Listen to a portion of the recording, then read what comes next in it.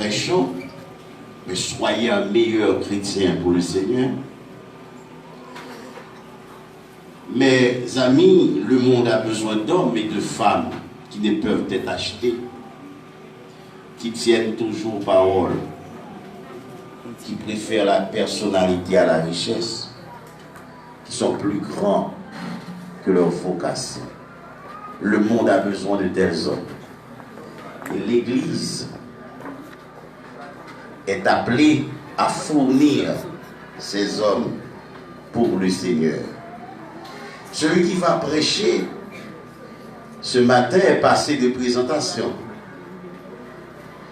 Et pour ceux qui ne connaissent pas encore, il est un communicologue, théologien et juriste, pasteur de l'Église de Dieu de l'Île-à-Voix, professeur de théologie pratique à l'Institut biblique de Damiens et responsable des affaires estudiantines. C'est un bon ami, un bon collaborateur. C'est un homme marié et père de famille.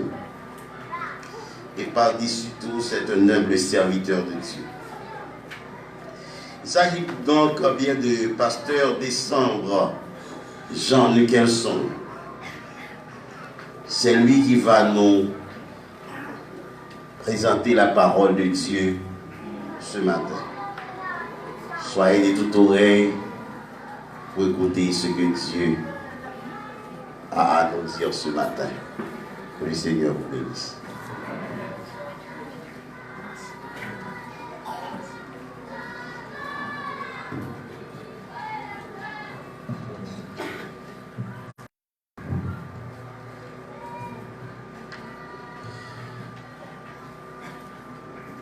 Devenez un bon citoyen chrétien selon le plan de Dieu.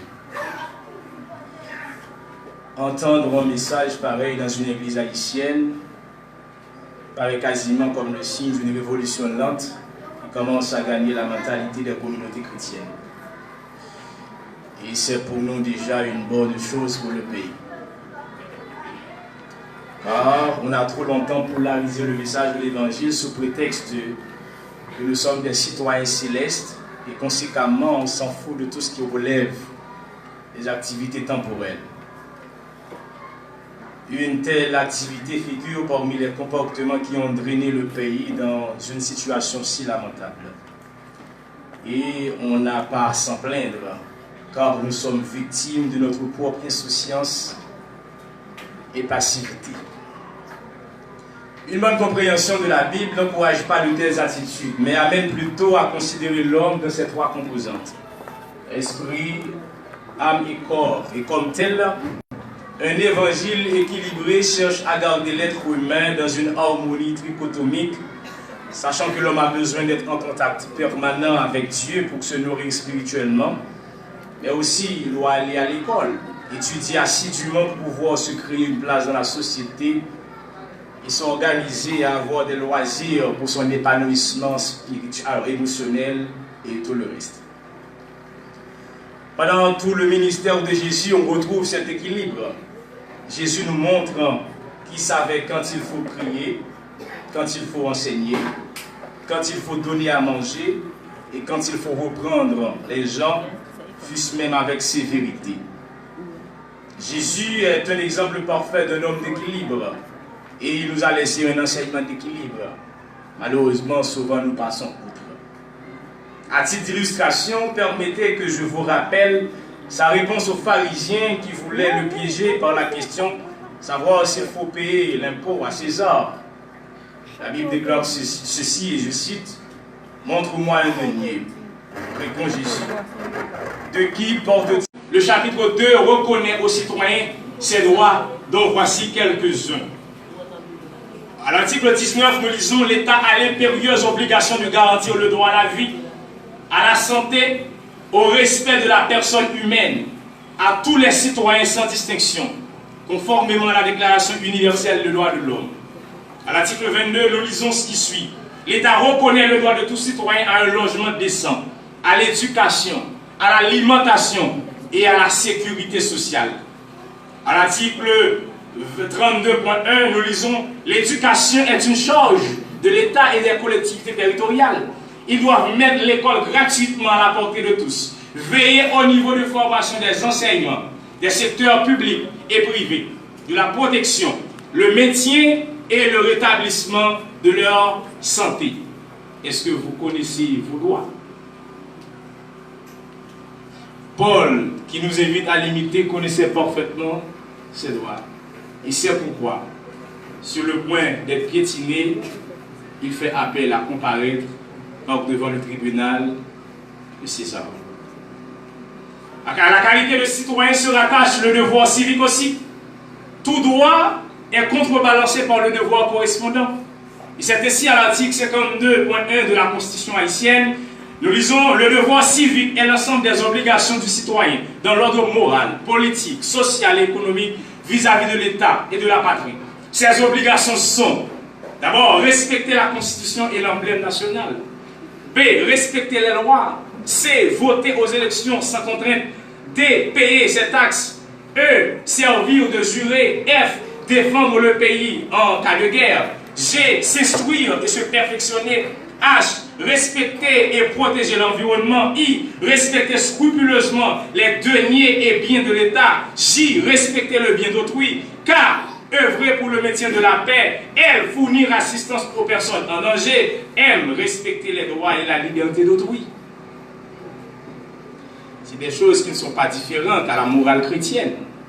Est-ce que vous connaissez tout cela comme relevant de vos devoirs? Connaissez, frères et sœurs, vos droits et devoirs comme citoyens haïtiens chrétiens? Sinon, nous devons avoir tous honte. Et quoi qu'il advienne ce matin, au regard de tout cela, permettez-moi de vous exposer deux parmi vos devoirs dont il faut vous acquitter au regard de la parole de Dieu comme un bon citoyen chrétien haïtien. Tout d'abord, un bon citoyen chrétien, à la lumière de la Bible, doit protéger la nature. C'est notre première vérité.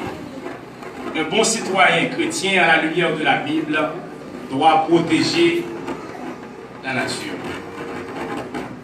En Genèse chapitre 2, verset 15, nous lisons « L'Éternel Dieu prit l'homme et le plaça dans le jardin d'Éden pour le cultiver et le garder. » L'Éternel Dieu prit l'homme et le plaça dans le jardin d'Éden pour le cultiver et le garder. Nation et nature ont la même étymologie. C'est pourquoi, au lieu de parler de l'environnement, je prends nature dans une perspective plus large, plus globale. Car nation et nature ont la même étymologie. Les deux mots viennent du verbe latin nascor, qui veut dire naître. Il nous renvoie à nos origines, à nos sources ou à nos racines. De leurs différences, voire de leur opposition, ont en commun de rappeler que nous dépendons d'une réalité qui nous précède et nous engendre. Ils affirment que notre terre, notre famille ont une valeur telle que leur sauvegarde justifie et même parfois exige le sacrifice de l'individu ou de la personne. Fin de citation. Ainsi donc, cette référence tirée de la Genèse, comme le livre des commencements par excellence, il nous met face à une réalité souvent ignorée. L'homme se souvient rarement que sa première relation a été tissée avec la nature, son environnement. Nous lisons « L'Éternel prit l'homme et le plaça dans le jardin », non pas dans un foyer, non pas dans une maison, mais dans un jardin. Le mot « placé » signifie littéralement consacré. D'insectes et de moustiques. Maintenant, quand nous coupons les arbres, quand nous abattons les arbres, qu'est-ce qui arrive? Les moustiques nous attaquent directement. En détruisant la nature, l'homme se détruit lui-même sans se rendre compte. Lorsque nous jetons des tas d'immondices à travers les rues, des fatras, ça nous attaque directement. Parce que ça, quand Dieu nous a placés dans cette nature, non seulement comme une relation, mais avec une mission pour le cultiver, pour la cultiver et le garder. Donc la première mission de l'homme est aussi une mission environnementale pour le cultiver et le garder. En hébreu, le verbe cultiver, avad et garder, shamar, ont aussi une connotation religieuse. On garde aussi les commandements de Dieu. Jésus a dit, si vous m'aimez, gardez mes commandements. Et le verbe cultiver, travailler, peut avoir le sens de rendre le culte, servir Dieu. Ce verbe est employé pour désigner l'activité des Lévites dans le temple, dressé dans le désert ou dans le temple de Jérusalem. Les prêtres étaient tenus de garder le sanctuaire et notamment de préserver la pureté du lieu saint de toute souillure, comme nous devons garder la nature de toute souillure, de toute impureté. Ainsi dire, être fidèle à une telle mission ou une telle relation et obéir à une telle mission ne sont pas moins spirituels qu'un ministère à l'Église. Pour vous convaincre de l'importance d'une telle responsabilité, permettez que je vous lise quelques références bibliques. Tout d'abord, frères et sœurs, ces références nous enseignent que la terre est à l'Éternel. Au psaume 24, verset 1, nous lisons à l'Éternel la terre, ce qu'elle renferme, le monde et ce qui l'habite. En d'autres termes, si vous aimez Dieu, vous devez prendre soin de ce qui appartient à Dieu. La terre, la nature. Aux enfants d'Israël, il déclare, les terres ne se vendent point à perpétuité, car le pays est à moi, car vous êtes chez moi comme étrangers et comme habitants. Rappelez-vous que vous êtes étrangers sur la terre. Il y a un temps fixé pour vous, pour votre départ. Soignez cette relation, prenez à cœur votre mission. Deuxièmement, la terre est un don de l'Éternel. Le droit que vous avez sur la terre n'est pas un don exclusif, c'est un don que Dieu vous fait. Nous lisons au psaume 115, verset 16, les cieux sont les cieux de l'Éternel, mais il a donné la terre au Fils de l'homme. C'est un don, c'est un cadeau. Troisièmement, Dieu interdit même de couper les arbres n'importe comment. Dieu vous interdit de couper les arbres fruitiers. En Deutéronome 20, verset 19 à 20, nous lisons, si tu fais un long siège pour te parler d'une ville avec laquelle tu es en guerre, tu ne détruiras point les arbres en y portant la hache. Tu te nourris et tu ne les abattras point.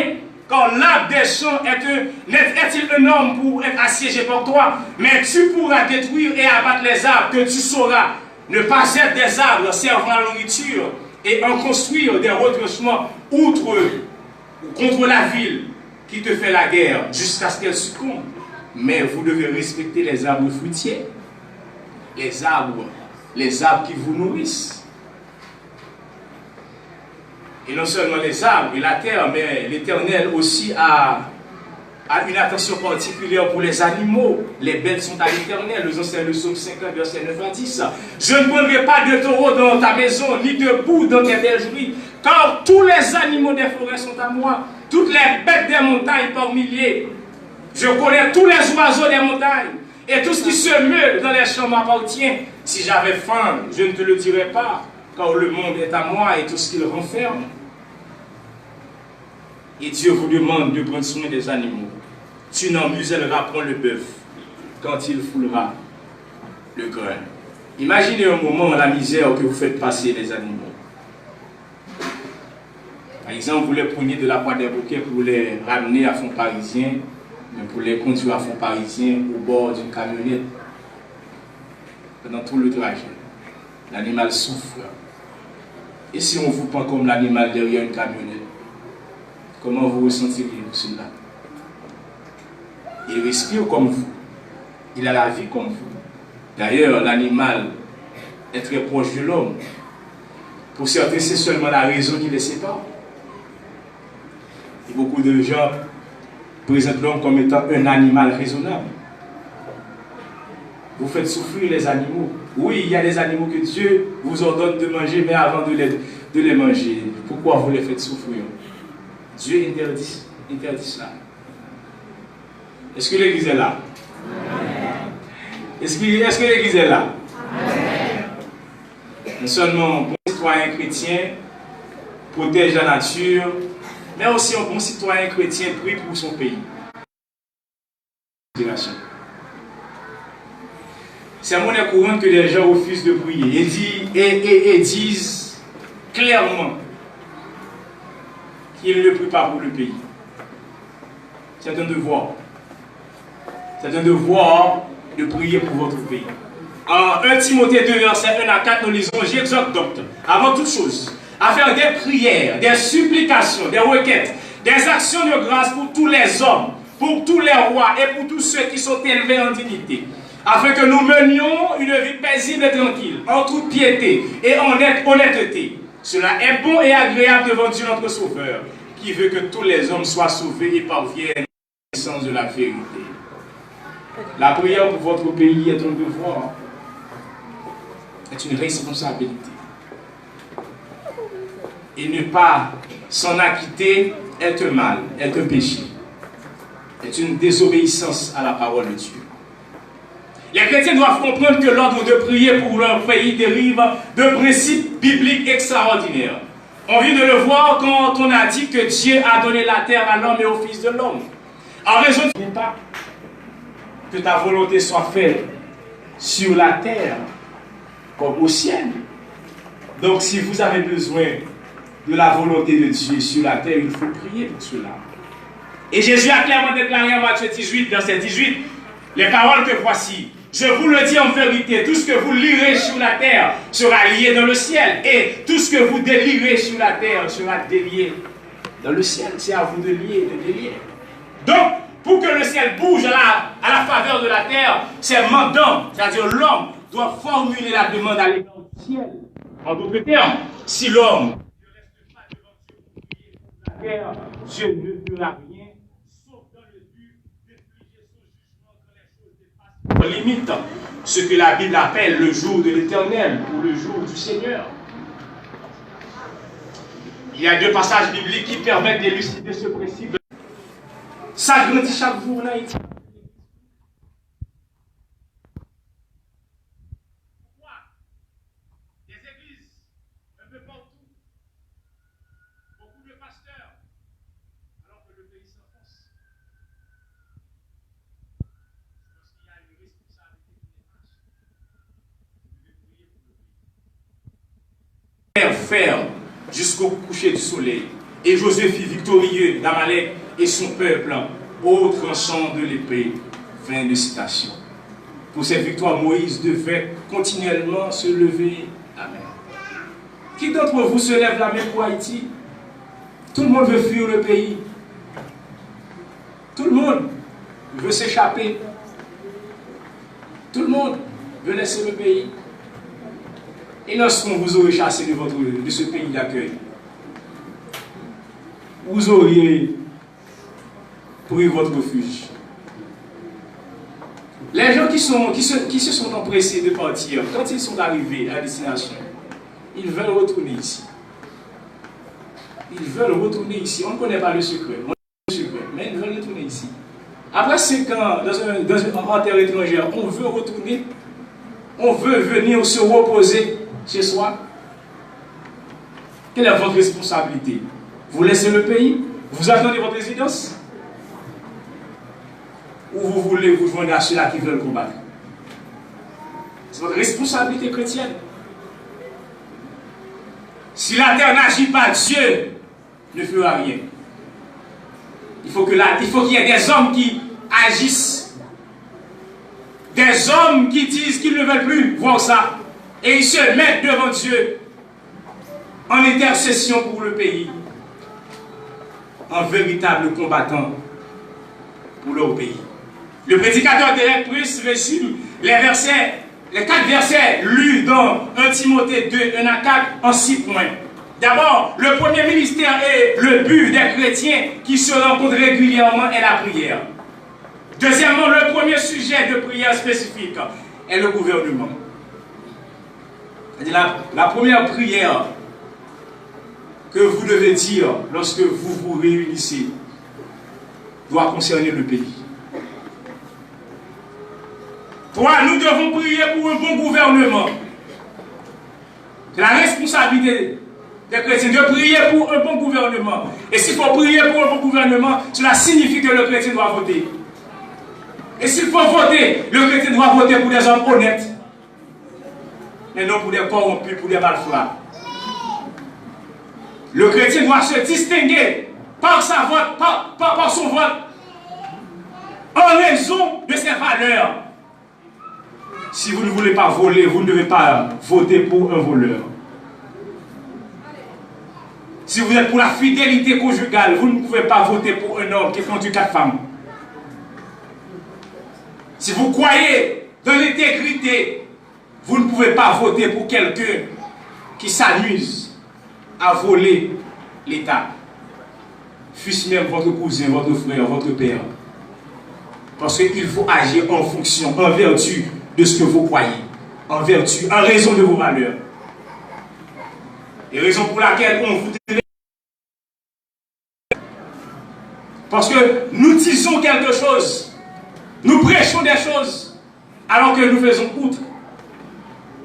Il est temps que le chrétien agisse dans le sens de ses croyances. Dans le sens de ses valeurs. Dieu désire que la vérité de l'évangile soit prêchée à tous les hommes. Pour le faire, il faut avoir un bon gouvernement. Un bon gouvernement facilite la prédication de l'évangile, tandis que mauvais l'empêche.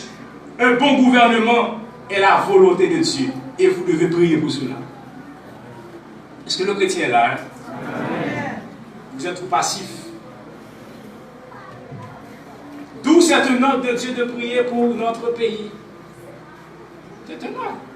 Des fois même, il faut jeûner pour le pays. Il faut tenir des services pendant toute une semaine pour le pays. Parce que quand la patrie est en danger, votre vie est troublée. Dieu nous dit afin que nous menions une vie paisible et tranquille. Quel haïtien mène aujourd'hui une vie paisible et tranquille? Si le résultat ne s'obtient pas, c'est parce que le devoir ne s'accomplit pas. Outre qu'il s'agit d'un ordre, mais aussi le fait que chaque pays est dirigé par des puissances spirituelles démoniaques. Et vous devez prendre ça à cœur. Chaque pays est dirigé par des puissances spirituelles démoniaques.